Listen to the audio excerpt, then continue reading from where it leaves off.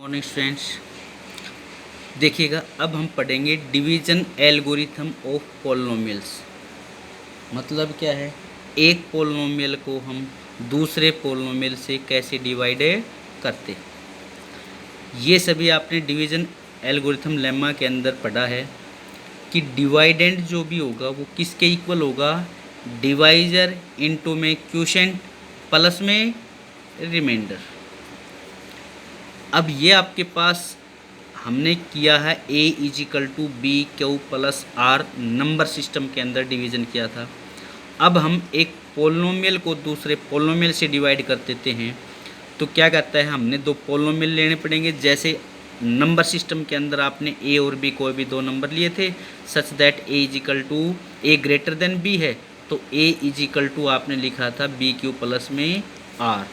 ऐसे ही आपके पास जहाँ पर नंबर थे वहाँ पर ए और बी नंबर लिए हैं।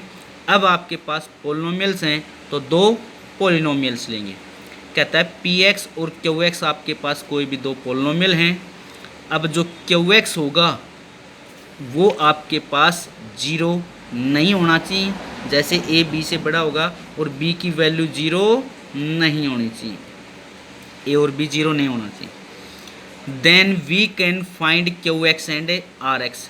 तो कहता है पी एक्स और जी एक्स आपके पास कोई भी दो पोलिनोमियल हैं, जी एक्स पोलिनोमियल जीरो नहीं है, तो कहता है क्यू एक्स और आर एक्स दो पोलिनोमियल्स को हम निकालेंगे किस हिसाब से, सच दैट जो पी एक्स होगा वो किसके इक्वल होगा, जी एक्स इंटू में Q X plus R X. जैसे कि आपके पास दो पोलिनोमियल हैं, यहाँ पर हम पोलिनोमियल पी एक्स है उसको हम क्या करेंगे, डिवाइड करेंगे किस पोलिनोमियल से, जी एक्स पोलिनोमियल से डिवाइड करेंगे। यहाँ पर आपके पास जो बचेगा वो रिमाइंडर आर एक्स बच जाएगा, और यहाँ पर होगा वो क्वोशिएंट क्यू एक्स आ जाएगा। तो यहाँ पर आपके पास क्या हो जाएगा, तो P X is equal to G X into Q X plus R X. तो P X is equal to G X into Q X plus R X, जहाँ पर क्यू एक्स आपके पास क्वोशिएंट है और आर एक्स आपके पास है रिमाइंडर। जैसे कि एग्जाम्पल के तौर पे ये बताया, ये आपके पास पी एक्स है, सॉरी ये पी एक्स है और ये आपके पास है क्यू एक्स। तो सबसे पहले डिवाइड करने के लिए सबसे पहला मेथड आपके पास ये क्वेश्चंस दे रखे हैं, मैं क्वेश्चन लिख देता हूँ आपके पास, देखिएगा। तो इसका ये जो सेकंड पार्ट है ये मैं आपके पास करवा देता हूँ। तो सबसे पहला स्टेप क्या है, जो भी आपके पास पी एक्स है और जो भी जी एक्स है वो आपके पास डिसेंडिंग ऑर्डर में होना चाहिए। जैसे यहाँ पर पावर 3, पावर 2, पावर 1, ठीक, कॉन्स्टेंट 0, ये भी ठीक है। पावर 3 उसके बाद पावर 4 है, उसके बाद 3 नहीं है, 2, 1। लेकिन यहाँ पर आपके पास गड़बड़ है, ये ठीक है, और यहाँ पर आपके पास गड़बड़ है। तो इनको हम डिसेंडिंग ऑर्डर में लिखेंगे। जैसे कि तो यहाँ पर आपके पास ये तो x की power 4 minus 3x square plus 4x plus 5, और यहाँ पर क्या था, x स्क्वायर प्लस का 1 था और माइनस का x। तो यहाँ पर आपने क्या किया, हाईएस्ट पावर लिखी, उसके बाद कम पावर लिखी, उसके बाद फिर कम पावर लिखेंगे। इसको डिसेंडिंग ऑर्डर में लिखेंगे। ऐसे ही इसको भी लिखेंगे, लेकिन ये बुक्स के अंदर क्वेश्चन के अंदर पहले ही लिखा हुआ है तो ठीक है। अगर नहीं लिखा मिलेगा तो यही नोट कर लेना आपने, पी एक्स और जी एक्स दोनों को हम डिसेंडिंग ऑर्डर में लिखेंगे। ये लिखने के बाद आपके पास क्या स्टेप है, देखिएगा। इसके बाद इसकी जो पहली टर्म है और इसकी जो पहली टर्म है इसको डिवाइड करेंगे इससे, x की पावर 4 अपॉन में x की पावर है 2। तो x की पावर 4 को x की पावर 2 से डिवाइड कर देते हैं तो x की पावर 2 बच जाएगा। तो जो यहाँ पर डिवाइड करने के बाद क्वोशिएंट बचेगा वो यहाँ पर रख देना है आपने। तो x की पावर 4 अपॉन में x की पावर 2 बन गया आपके पास x की पावर 2। अब इस x की पावर 2 का इन तीनों के साथ हम करेंगे मल्टीप्लाई। तो इसका इसके साथ मल्टीप्लाई करते हैं तो x की पावर 4, x की पावर 4 के नीचे लिख दिया। उसके बाद माइनस का x इंटू एक्स स्क्वायर, तो बन गया आपके पास माइनस का x क्यूब। अब ये माइनस का x क्यूब, उसके बाद x स्क्वायर का 1 के साथ मल्टीप्लेशन करते हैं प्लस 1 के साथ, तो प्लस का x स्क्वायर।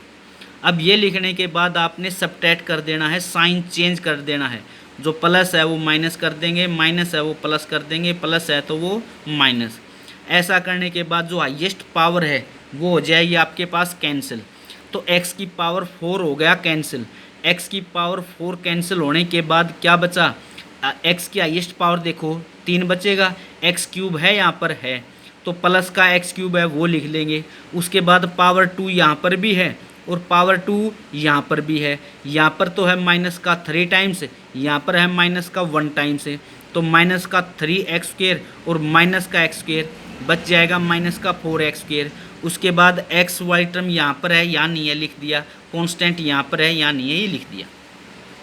उसके बाद नेक्स्ट स्टेप में फिर वही तरीका आपके पास जैसे शुरुआत में किया था फिर वही करना है। इसकी पहली टर्म अपॉन में इसकी पहली टर्म करेंगे, तो इसकी पहली टर्म है x³ और इसकी पहली टर्म है x², तो x³ अपॉन में x² करेंगे, तो x³ अपॉन में x² करते हैं तो क्या बचेगा x, वो x को लिख देंगे यहाँ पर, उस x का फिर तीनों टर्म के साथ मल्टीप्लाई कर देंगे तो क्या बनेगा x² इंटू में x³ माइनस का x इंटू प्लस का x माइनस का x² प्लस का 1 इंटू x प्लस का x। ये मल्टीप्लिकेशन करने के बाद फिर साइन चेंज कर देंगे, प्लस है ये x³ प्लस था माइनस कर दिया, माइनस है प्लस कर दिया, ये प्लस है माइनस कर देंगे। फिर आपके पास जो हाईएस्ट पावर बची है यहाँ पर x³ वो कैंसिल हो जाएगा, फिर x² को इकट्ठा कर लेंगे, x को इकट्ठा कर लेंगे, कांस्टेंट को इकट्ठा कर लेंगे। ये इकट्ठा करने के बाद फिर वही आपके पास इसकी पहली टर्म अपॉन में इसकी पहली टर्म बचेगा माइनस का 3, माइनस का 3 यहाँ पर लिख देंगे, माइनस का 3 है, माइनस का 3 का इन तीनों के साथ मल्टीप्लाई करके लिख देंगे, फिर सबट्रैक्ट कर देंगे, लास्ट में जो बचेगा वो आपका आंसर होगा। अब यहाँ पर देखा, यहाँ पर जो बचता जाएगा कब तक ऐसे प्रोसेस आपने अप्लाई करना है। यहाँ पर x की पावर 2 है तो जब तक ये x की पावर 2 रहेगा रिमाइंडर में तब तक ये काम आपने करते जाना है। जो रिमाइंडर बचेगा उसमें x की पावर 2 से, यहाँ पर हाईएस्ट पावर 2 है ना, तो हाईएस्ट पावर 2 से कम पावर यहाँ पर बच जाती है, पावर 1 बचे या कांस्टेंट बचे, कांस्टेंट का मतलब पावर है 0 बचे, तो फिर वो डिवाइड ख़त्म हो जाएगा।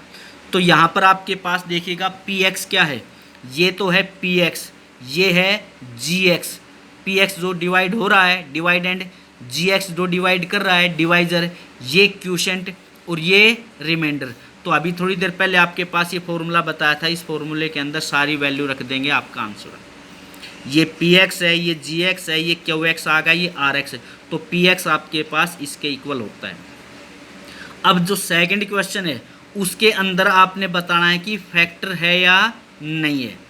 अगर फैक्टर कब होगा, अगर जो रिमाइंडर है अगर वो रिमाइंडर 0 आ जाता है, अगर ये रिमाइंडर 0 आ जाएगा तो इस px के ये दोनों के दोनों फैक्टर माने जाएंगे भाई, gx भी फैक्टर होगा और qx भी फैक्टर होगा। कब, जब rx जो रिमाइंडर है अगर वो रिमाइंडर आपके पास 0 आ जाए, डिग्री 0 नहीं है, जैसे यहाँ पर रिमाइंडर 8 है, 8 रिमाइंडर है, इस रिमाइंडर की डिग्री तो क्या है 0 है, लेकिन ये रिमाइंडर खुद 0 नहीं है।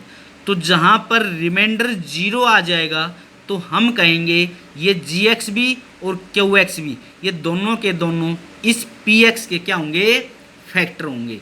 रिमाइंडर 0 होने का मतलब कंप्लीटली डिवाइड होगा, कंप्लीटली डिवाइड हो जाएगा तो ये दोनों फैक्टर होंगे, या यूं कह सकते हैं अगर ये फैक्टर हैं तो ये कंप्लीटली डिवाइड होगा।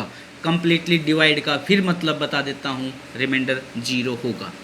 उसके बाद नेक्स्ट क्वेश्चन क्या कहता है, x equal to this and x equal to this or 2 of its 0। ये आपके पास कोई भी पोलिनोमियल है, 3x की पावर 4 माइनस में प्लस में 6x³ minus 2x² minus 10x minus 5। कहता है इस पोलिनोमियल की 2 जीरोज दे रखी हैं तो बाकी इसकी जीरोज निकालो। अब ये जो पोलिनोमियल है इसकी हाईएस्ट पावर कितनी है 4, तो इसकी कितनी जीरोज आएंगी, इसकी 4 जीरोज आएंगी, जिसमें से 2 जीरोज तो इसने दे रखी हैं, बाकी 2 जीरोज आपने निकालनी है। तो इस टाइप का जो भी क्वेश्चन है तो x इजिकल टू ये 0 है, इसको इस साइड में ले आओ भाई, इसको इस साइड में लेके आते हैं तो ये प्लस का इस साइड में माइनस का आ जाएगा, एक फैक्टर बन जाएगा। ऐसे ये x इक्वल टू ये 0 दे रखी है, इसको भी इस साइड में ले जाएंगे माइनस का प्लस का। ये दो आपके पास क्या आ गए, फैक्टर। ये हम पहले कर चुके हैं। फैक्टर से हम 0 निकाल लेते हैं, 0 से अब हम निकालेंगे फैक्टर। फैक्टर से 0 हम कैसे निकालते थे, इस फैक्टर को 0 के इक्वल रख देंगे, सोल्व करेंगे तो ये फैक्टर आ जाएगा। इस फैक्टर को 0 के इक्वल रखेंगे, सोल्व करेंगे, x की वैल्यू, ये फैक्टर आ गया। तो जो फैक्टर थे वहाँ से आपने 0 निकाली, अब जो जीरोज दे रखी हैं वहाँ से हम फैक्टर निकालेंगे। कैसे, जो फैक्टर है उस जो जीरोज है उसको लेफ्ट हैंड साइड में ले आओ और इजिकल टू वाले टर्म को छोड़ देंगे, तो ये और ये दो फैक्टर हो गए।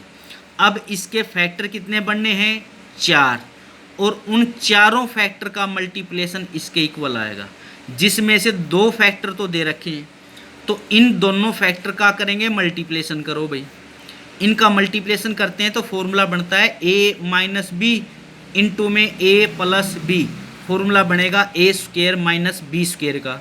एलसीएम लेंगे, सोल्व करेंगे, ये आ जाएगा। अब इससे इस पोलिनोमियल को हम डिवाइड करते हैं तो इसकी पावर 4 है, तो इसके 4 फैक्टर बनेंगे, तो 2 फैक्टर तो यहाँ से बन गए और 2 फैक्टर निकालेंगे। इससे इस पोलिनोमियल को डिवाइड करते हैं तो अगर जब ये फैक्टर था तो डिवाइड पूरा होगा, डिवाइड पूरा आएगा तो ये फैक्टर बनेगा। बाकी जो क्वोशिएंट आएगा, बाकी फैक्टर इस क्वोशिएंट से हमें निकालते हैं। तो इससे डिवाइड करेंगे तो इसके अपोन में क्या है, 3, जो कि क्या है, कांस्टेंट। तो अपोन एलसीएम ले लो। एलसीएम लेने के बाद ऐसे नहीं कि इस 3 को हम छोड़ देंगे, पहले सारी टर्म्स का एलसीएम लेंगे। सभी टर्म्स का एलसीएम लेने के बाद जो अपोन में है कांस्टेंट उसको छोड़ देंगे, फिर उसके बाद इसको हमें डिवाइड करेंगे। डिवाइड करने का फिर वही तरीका है, ये आपके पास हाईएस्ट पावर 2 है, उसके बाद पावर 1 है नहीं, उसके बाद पावर 0, यहाँ पर पावर 4 है, पावर 3 है, पावर 2 है, पावर 1 है, फिर पावर 0 है, मतलब कांस्टेंट है। तो ये ठीक लिख रखा है, डिसेंडिंग ऑर्डर में लिख रखा है। तो अब डिवाइड करने वाला स्टेप अप्लाई कर दो। क्या बताया है, इसकी पहली टर्म अपोन में इसकी पहली टर्म करो। 3x की पावर 4 अपोन में 3x स्क्वायर करते हैं तो ये x स्क्वायर बच जाता है। उस x स्क्वायर को यहाँ पर लिखेंगे और जो यहाँ पर लिखा गया उसका इन सभी टर्म्स के साथ मल्टीप्लाई करेंगे। तो x स्क्वायर का इसके साथ मल्टीप्लाई करते हैं तो ये आता है, x स्क्वायर का -5 के साथ मल्टीप्लाई कर देंगे तो माइनस का 5x स्क्वायर आएगा। लेकिन x स्क्वायर को x स्क्वायर के नीचे ही वाई टर्म पे नीचे लिखेंगे।